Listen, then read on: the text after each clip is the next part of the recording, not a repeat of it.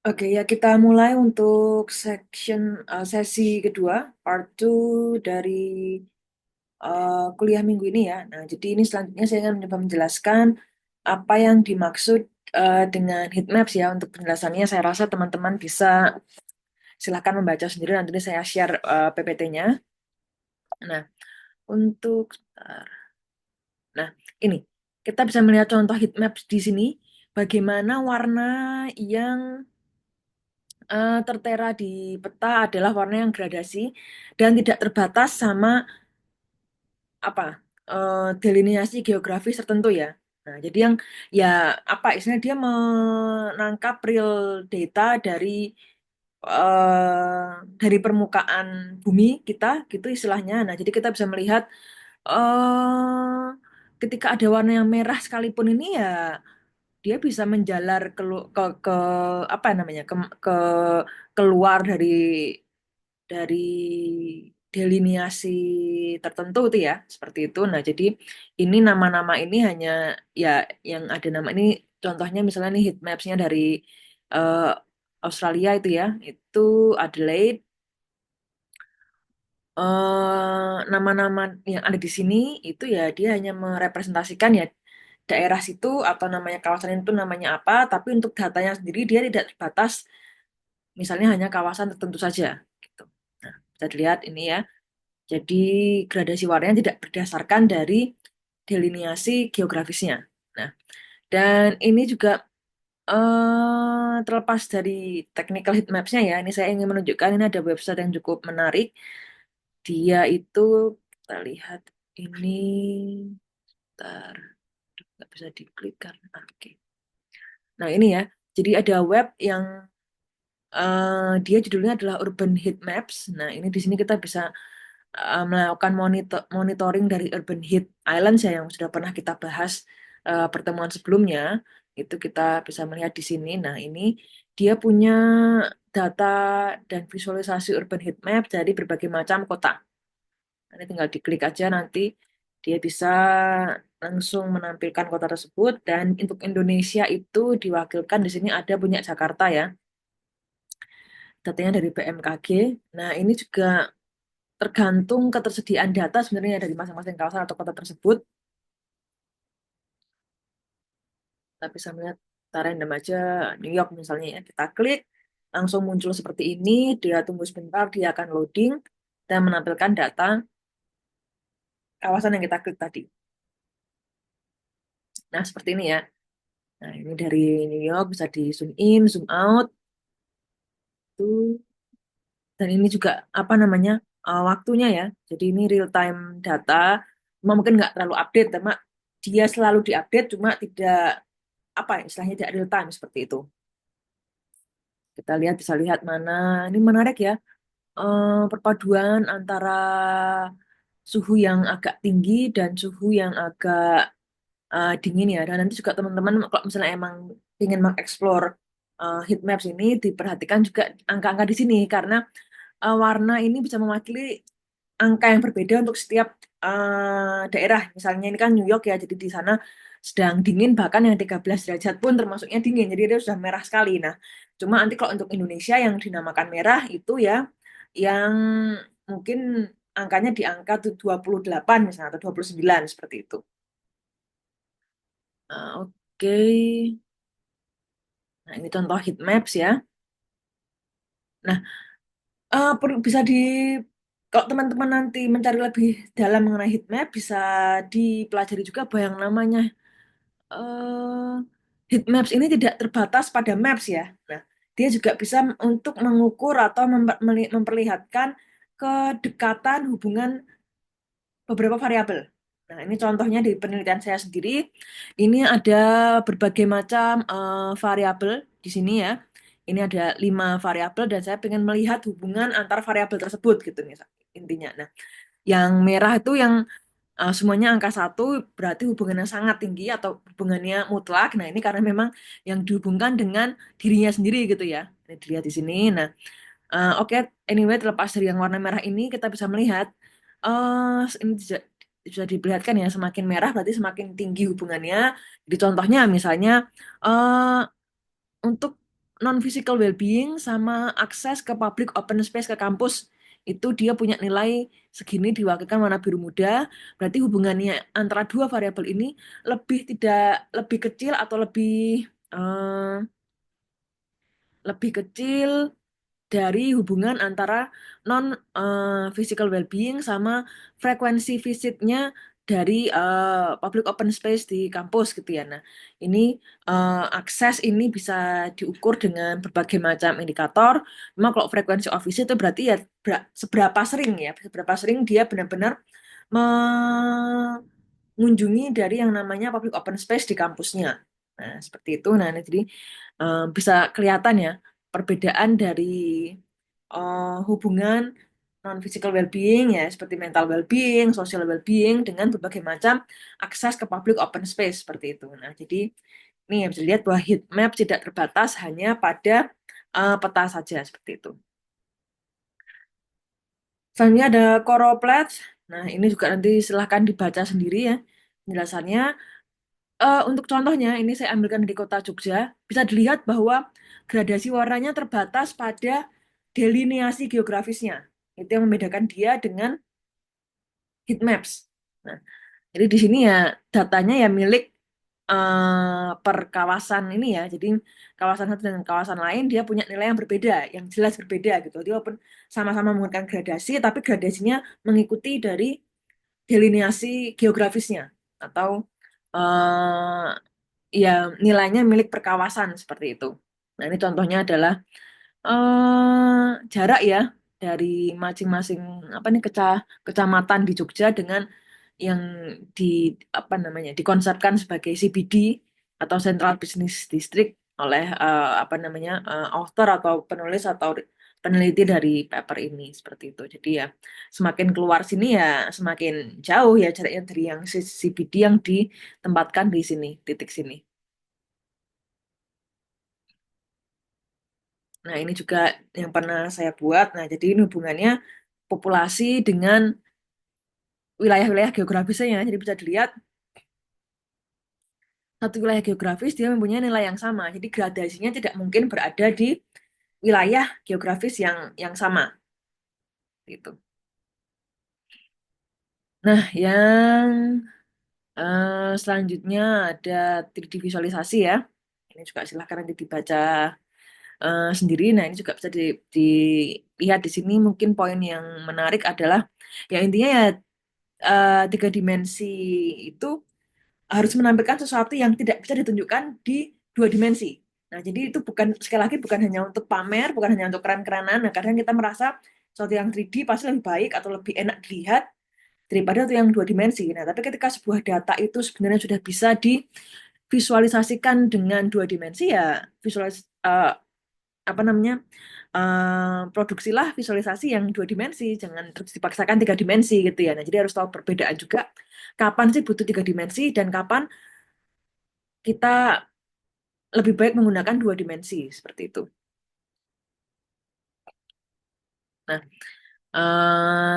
ini bisa dilihat berbagai macam contoh ya dari visualisasi 3D. Nah, ini mungkin bisa yang di sisi ini yang di atas kanan ini adalah sebenarnya kan dia grafik garis ya. Nah, grafik garis tapi karena dia mempunyai tiga dimensi, ada dimensi X, Y, dan Z ya dia mau nggak mau harus ditampilkan dengan tiga dimensi juga seperti itu. Nah, untuk yang ini, yang bawah kanan itu dia yang mewakili bentuk asli dari mungkin sebuah kota gitu ya. Nah, jadi ya emang dia merepresentasikan bangunan-bangunan di setiap kotanya yang mana itu tiga dimensi dan hubungannya juga dengan ketinggian.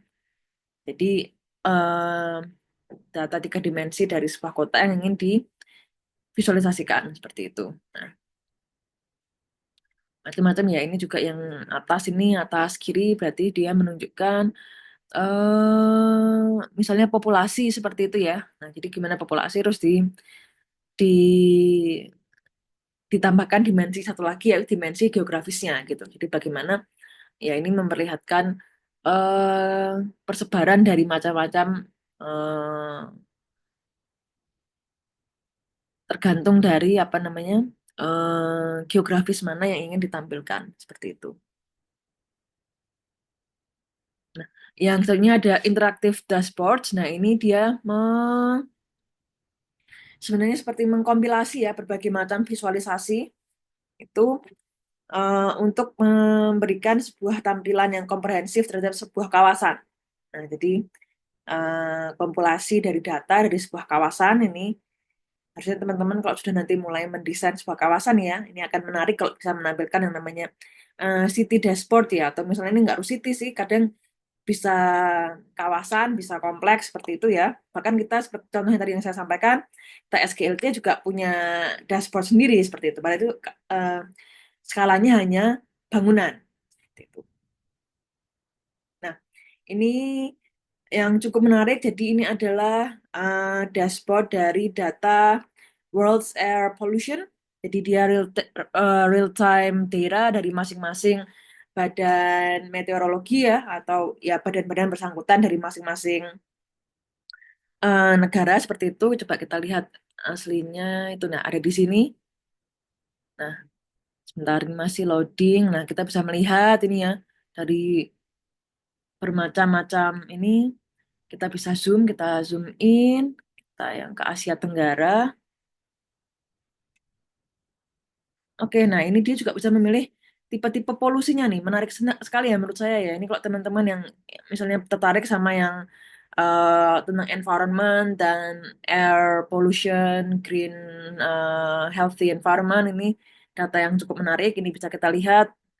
Kita klik di sini nanti ya, dan ketika di hover around per poinnya kita bisa melihat data yang lebih detailnya ini, bahkan ada grafisnya macam-macam dan juga ada click more information. Ini dia nanti akan dibawa ke sumber aslinya, data sumber asli dari data-data ini seperti itu. Dan ini juga ada skalanya ya, dari baik sampai yang sangat-sangat parah gitu.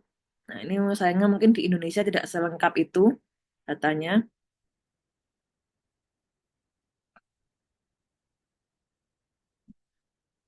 Ini ya, menarik menurut saya. Nah, ini interaktif dashboards ya, hubungannya sama air pollution seperti itu.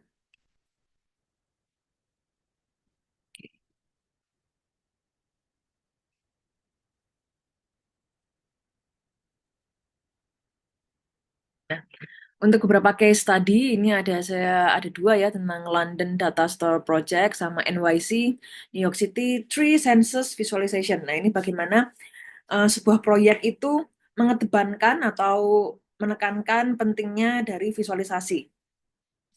Nah, ini London Data Store Project, ini silahkan di search, googling, bisa langsung ketemu websitenya. Ini dia open data ya, dia jadi open data, dia bisa datanya apa bisa diakses oleh siapapun yang mengakses web tersebut. Ini contoh-contohnya. Nah, ini adalah yang hubungannya dengan apa safety ya. Nah, jadi bahkan recorded crime seperti apa ini bisa dilihat. Masing-masing data memiliki visualisasi yang berbeda. Ini teman-teman menurut saya ke website ini sangat baik ya untuk bisa belajar berbagai macam visualisasi tipe yang berbeda untuk dataset yang berbeda. Misalnya ya, kalau yang hubungannya sama timeline ya silahkan menggunakan grafiknya garis ya, jadi dia bisa kelihatan dinamikanya seperti apa gitu. Nah, ketika dia tidak ada hubungannya dengan waktu ya jangan menggunakan garis gitu ya. Nah, mungkin menggunakan batang bisa melihatkan dinamika yang jelas nih ya. Ini contohnya misalnya eh change ya.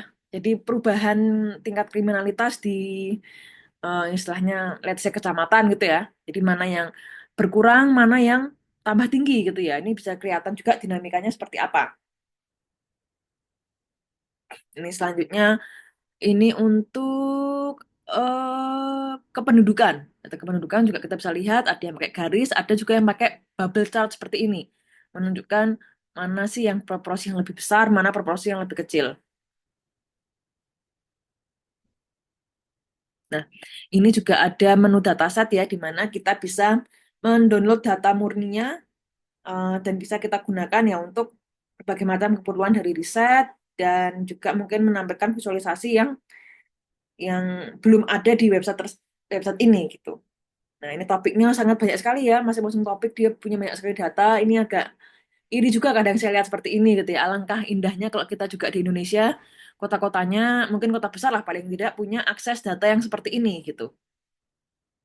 Ini di Seoul sendiri juga dia ada ya, Seoul Public Data seperti itu. Indonesia mungkin ada ya, saya malah belum belum sempat nyari sih. Jadi silahkan teman-teman kalau mau mencari gitu. Nah, yang kedua ini tentang punyanya NYC 3 Census ya. Nah, jadi di kota-kota maju yang disensus sudah tidak hanya manusianya lagi, tapi bahkan vegetasinya ya, itu disensus untuk mengetahui ya berbagai macam informasi gitu. Nah, datanya dia juga ada di NYC Open Data. Tuh ini mirip dengan tadi ya, tentang London Data itu. Nah, kita lihat di sini sensusnya ya. Jadi ada berapa sih pohon yang sudah dipetakan, berapa yang alive, berapa yang mati gitu ya, dan juga ada angkanya dan juga ada visualisasinya di sini. Bagaimana ini ada legendnya yang biru itu yang sangat baik dan merah yang sangat kondisinya sudah sangat tidak baik, tapi masih hidup. Dan yang banyak yang hijau ya, yang di tengah-tengah lah. Nah, ini juga ada data lainnya ya. Jadi eh, 5 isu atau permasalahan utama dari penyakit-penyakit pohon apa sih dan top 5 tree species ya. Jadi spesies apa aja sih pohon-pohonnya itu. Nah, dan ini juga top 10 species with good health. Ini menarik, ini juga ada macam-macam ya. Ini ada bubble diagram. Ini saya lupa namanya. Silakan dicari ini stack stack bar chart kayaknya dan juga ada line grafik ya. Seperti itu. Nah, ini juga, nah ini bisa ini menggunakan eh choropleths ya, bukan yang heat maps karena ini dibatasi oleh delineasi yang jelas masing-masing kawasannya. Di kawasan A seberapa pohon banyak pohonnya sih, dan kawasan lainnya berapa banyak pohonnya seperti itu. Nah, ini ada bar chart yang umum ya teman-teman juga sudah paham. Ini juga ada stack bar chart, jadi dia batang tapi dia satu batang mempunyai beberapa info. Yang ini infonya apa saja bisa dilihat di legend di bawahnya. Nah, jadi ini untuk lebih banyak info yang bisa diperlihatkan ya di apa namanya dalam satu eh, grafik batang. Nah, ini tambahan aja. Ini saya ingin memperlihatkan bagaimana dengan bahwa kita memahami data dan bagaimana kita bisa mendapatkan data yang sekarang sudah lebih mudah didapatkan itu kita mau meresearch atau mau mendesain pun sebenarnya udah nggak terbatas oleh wilayah-wilayah tertentu gitu ya. Jadi misalnya saya orang Jogja, saya hanya bisa riset tentang Jogja gitu misalnya. Ya nggak juga ternyata sekarang. Saya orang Indonesia, saya bisa riset mengenai Mesir, saya bisa riset mengenai Seoul dan lain sebagainya. Karena datanya yang ada sudah sangat melimpah gitu ya. Ini kita bisa lihat ini ada peneliti ya, researcher dari Korea, Ulsan, dan dia meneliti mengenai New York City. Itu kan sangat, menurut saya sangat mengagumkan dan ini mungkin beberapa tahun sebelumnya akan sulit ya untuk dilakukan ketika kita tidak ada berada di lokasinya langsung seperti itu.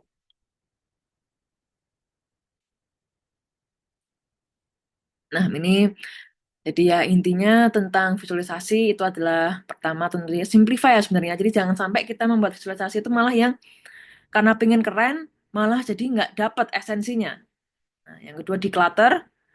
Itu tadi ini ya, declutter itu sama dengan simplify ya. Kita jangan nambah-nambahin info yang nggak penting gitu. Kadang kita terlalu semangat untuk menghasilkan visualisasi yang canggih, tapi kita malah masukin info-info yang sebenarnya kita nggak butuh. Seperti itu. Ketika storytelling, mau nggak mau kita tentang cerita sebenarnya, visualisasi itu. Nah, jadi yang selanjutnya itu ada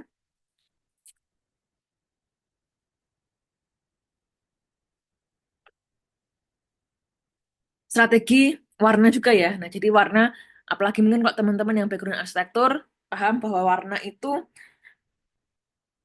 apa ya melambangkan berbagai macam hal, tapi juga jangan sampai ya jadi nggak enak dilihat, jangan sampai jadi misleading. Jadi misalnya gradasi pun ya gradasinya dari warna yang dari dari umbrella color yang sama gitu ya.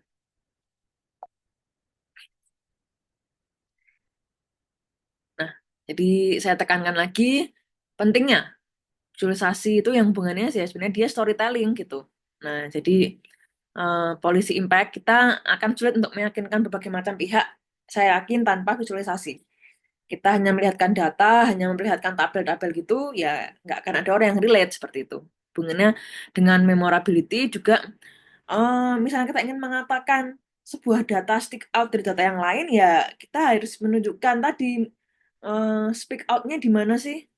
Gambarannya seperti apa sih? Mau nggak mau kita manusia itu adalah makhluk yang lebih mudah me- memahami sesuatu yang visual, yang kita lihat.